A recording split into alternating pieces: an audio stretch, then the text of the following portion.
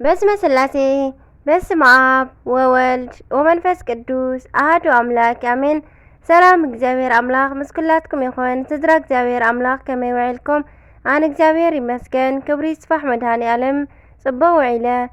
ስንክሳር ዘወርሃ መስከረም 15 ስንክሳር ዝሰምዕ ዘንብብ ፍቕሪ ጎይታ ኣብ ልቡ ይሕንብብ። ሓለዋን ጸሎትን ናይ ቅዱሳን ድማ ይረክብ። ዝክረ ጻድቅ ለዓለም ይህሉ ዝኽሪ ናይ ጻድቕ ንዓለም እዩ ዝነብር። ካብ ኩሉ ክፉእ ዘበለ ክድሕኑ ንቅዱሳን ተማሕፀኑ ኣሜን። ወላዲተ ኣምላኽ ልሳን ኮንኒ ቅዱስ ሚካኤል ገብርኤል ብየማነ ብጸጋመ ይቆምለይ ኣሜን። በስመ አብ ወወልድ ወመንፈስ ቅዱስ አሐዱ አምላክ አሜን። መስከረም 15 ዝንበብ ዝጽለ ናይ ዕለቱ ስንክሳር ቅዱስ እስጢፋኖስ። በዛ መዓልቲ እዚኣ ናይ ሓለቓ ዲያቆናትን ቀዳማይ ሰማዕትን ቅዱስ እስጢፋኖስ ሊቀ ፍልሰተ ስጋኡ እዩ።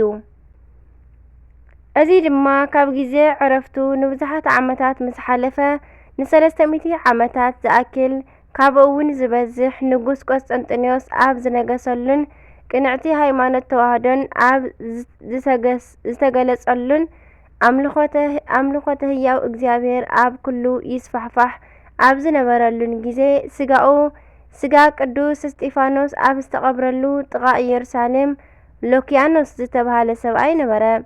ነዚ ሰብኣይ እዚ ቅዱስ እስጢፋኖስ ብሕልሚ እናተገልጸ ኣነ ቅዱስ እስጢፋኖስ እየ፣ ስጋይ ኣብዚ ቦታ እዚ ተቐቢሩ ኣሎ ይብሎ ስለ ዝነበረ ንኤጲስቆጶስ ኢየሩሳሌም ከይዱ ኩሉ ዝረኣዮ ነገር ነገሮ። እቲ ኤጲስቆጶስ ከዓ ምስ ክልተ ኤጲስቆጶሳት ኮይኑ ብክብርን ብምስጋናን ንመቓብሩ ኳዓቶ። በዚ ግዜ እዚ እቲ መቓብር ኣዝዩ ጥዑም ጨና ጨነወ እሞ ስብሃት ለእግዚአብሔር በሰማያት ወሰላም በምድር ስምረቱ ለሰብእ ዝብል ምስጋና መላእኽቲ ተሰምዐ።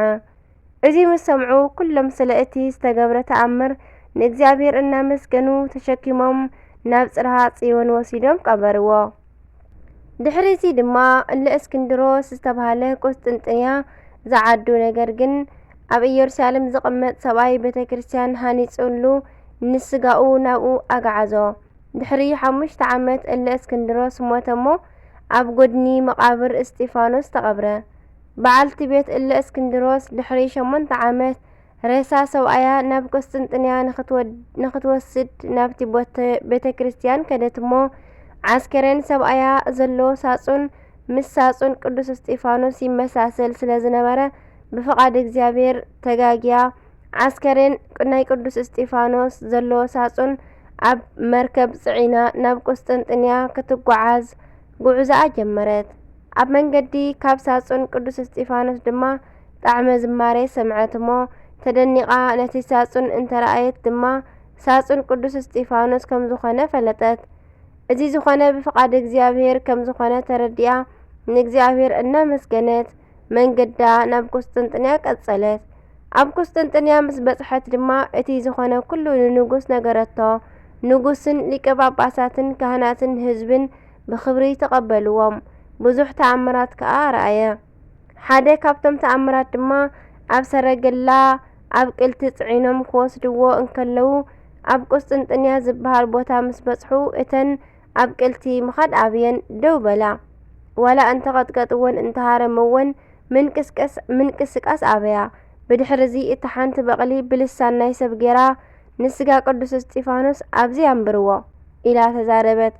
እዚ ዝሰምዑ ኩሎም ሰባት ድማ እናተገረሙ ንኣድጊ በልዓም ዘዛረበ ኣምላኽ ኣመስገኑ። እቲ ንጉስ ከዓ ኣብቲ ቦታ ቤተ ክርስቲያን ክህነጸሉ ኣዘዘሞ ብፍቓድ እግዚአብሔር ኣብቲ ዝተሃንጸ ቤተ ክርስቲያን ብክብሪ ስጋ ቅዱስ እስጢፋኖስ ተነብረ። ኣሜን። ንእግዚአብሔር ኣምላኽና ምስጋና ይኹኖ። ንዕና እውን ብጸሎት ቅዱስ እስጢፋኖስ ሊቀ ዲያቆናት ቀዳመ ሰማዕት ይምሓረና። በረኸቱ እውን ምስ ኩላትና ትንበር ንዘለዓለም ዓለም ኣሜን። ዓርኬ ሰላም ለእስጢፋኖስ ኣፍልሶ ስጋሁ ዘተሃበሉ በዲበ ኣብ ቅልት ክልኤቱ እንዘያልዕሉ ኣመነድእዎሙ ሶበ ለኣርአዮ ኣብይ ሃይሉ ነበበ በቅል እንዘይብል ኣሃዱ እምእሉ መካነ ስጋሁ ለቅዱስ በዝየ ይደሉ በረኸቱ ይሕደረና ኣሜን። ከምኡውን በዛ መዓልቲ እዚኣ ናይ ክቡርን ጻድቕን ኣባ ጴጥሮስ ዝሃገረ ጠራው መዘከርታ ዕረፍቱ ኮነ። እዚ ቅዱስ ድማ ካብ ማህፀን ኣዲኡ ጀሚሩ ንእግዚአብሔር መብጽዓ ዝተውሃበ ኮነ። ምስ ዓበየ ድማ ንዓብዪ መንፈሳዊ ተጋድሎ ብፍጹም ልቢ ተለዓለ። ብጾምን ጸሎትን ድማ መዓልትን ለይትን ኩሉ ግዜ ንእግዚአብሔር ኣገልገሎ። ኣብ በረኻ ዝረኸቦ ቁሩብ ሳዕሪ ደኣ ይምገብ ነበረ እምበር ናይ ሰብ ምግቢ ፈጺሙ ዘይምገብ ኮነ። ምግቡ ናይ ክብሪ በዓል ቤት ጐይታናን ኣምላኽናን መድሓኒናን ኢየሱስ ክርስቶስ ምዝካር ኮይኑ እዩ እሞ ምግቦም ምስጋና እግዚኣብሔር ንዝኾነ መላእኽቲ እውን መሰሎም። ኣብ ልዕሊ ማይ ኣሎን ዝበሃል ሩባ ድማ እግሩ ክመላለስ ዝተገብኦ ድማ ኾነ። እግሩ ድማ ኣይረሓሰን። ካብ ብዝሒ መከራኡን ካብ ክብደት ኣብ ሙሉእ ህይወቱ ይሽከሞ ዝነበረ ሓጺንን ዝተለዓለ ድማ ስጋኡ ከም ዘይብሉ ምትሃት ክሳዕ ዝመስል ስጋኡ ኣዝዩ ደሪቑ ዝረቐቐ ኮይኑ ነበረ እሞ ብኸምዚ ዓይነት ተጋድሎ ንእግዚአብሔር ምስ ኣገልገሎ ድማ ናብኡ ፈለሰ። ንእግዚአብሔር ኣምላኽና ምስጋና ይኹኖ። ንዓና እውን ብጸሎቱ ይምሓረና። በረኸቶም እውን ምስ ኩላትና ትኹን ንዘለዓለም ዓለም ኣሜን። ሰላም እብል ለጴጥሮስ ብህቱ ኮከበ ጠራው ወውስተ ዓለም ህሩም እምበሊኣ ህብስተ ወፂው እስከ ኣስተርአየ በአምሳለ ምታት ህስው ተሰስዮ ሳእር ኣብደረ በበዱ ይብል በረኸቱ ይሕደረና። ንእግዚአብሔር ኣምላኽና ምስጋና ይኹኖ። ንዓና እውን ብጸሎት እዞም ኩሎም ቅዱሳን ይምሓረና። ኣቡነ ገብረ ማርያም እውን በዘለማዓንቲ በዓለም እዩ። በረኸቶም ናይ ኩሎም ቅዱሳን ናይ ምስኩላትና ይኹን ኣሜን። መስከረም 15 ዝኽበሩ ቅዱሳን ዓመታዊ ቅዱሳን በዓሎም ቅዱስ እስጢፋኖስ ሊቀ ዲያቆናት ወቀዳሜ ሰማዕት ፍልሰተ ሥጋ እዩ። ኣቡነ ገብረ ማርያም እውን ዝሓንታ በዓሎም እዩ። ዓመታዊ በዓሎም ኣባ ጴጥሮስ ዝሃገረ ጠራው።